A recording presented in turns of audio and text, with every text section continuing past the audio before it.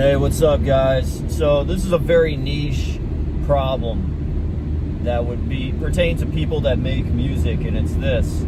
If you've done music like in the past, before the digital age took hold, like I got a glimpse of that especially when I didn't have any money to buy a computer or anything. I would record all my demos and stuff on tapes and then convert them to CDs via playing the speaker into my computer recording hole in the top of the monitor back in the day.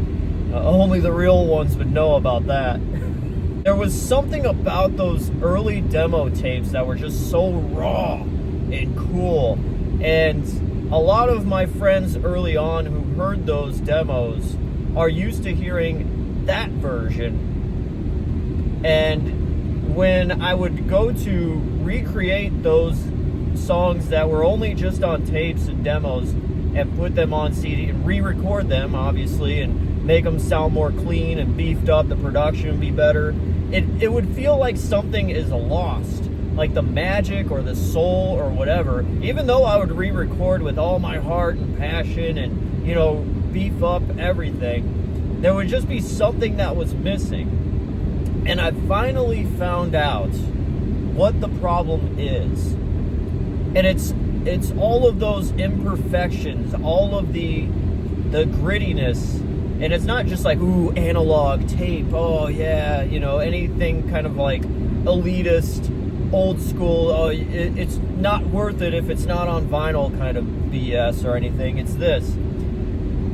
I kept listening back to the old demos and realized how I would record them. It would pick up the guitar amp, but it would also pick up like the pick strumming across the electric guitar strings as well. So it would have that kind of, if you ever played an electric guitar without the amp, you know what I'm talking about. It's just playing the guitar without an amp. And that would bleed into the recording as well. And all the re-recordings that I would do would be without all that extra noise that would always be in the background bleeding in. So it would sound very sterilized. And I realize now what I need to do is to bring that back in a way to where it doesn't sound sloppy, but it still keeps that authentic sound and makes everything just sound more real or whatever. But at least for the old school listeners, they'll feel like, all right, yeah, this is the one. Because there's so many times where I've re-recorded the songs and they just sound soulless. Some of the times they actually do come out okay. But there are so many great gems that I recorded from 2000 to 2006, 2007. 2007 was when I bought the 8-track digital recorders, this black box, 4 tracks you could record into. Then you'd have to bounce those 4 tracks to track 5 and 6. That would open up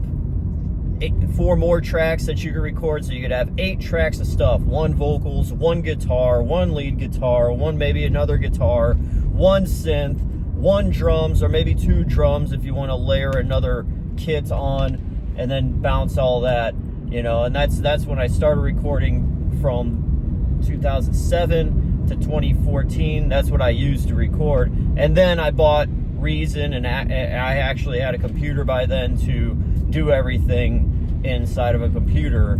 Yeah, that is the thing. That is the key, I realized, is to take those scratchy sounds of an electric guitar that bled through into the recordings on tape and incorporate that, re-record myself, and then put that in, along with some extra synth and all that I could do now. But anyways, I'm just doing this as more or less a note for myself. But if this helps anybody else trying to recreate those early tapes that you got, that may help.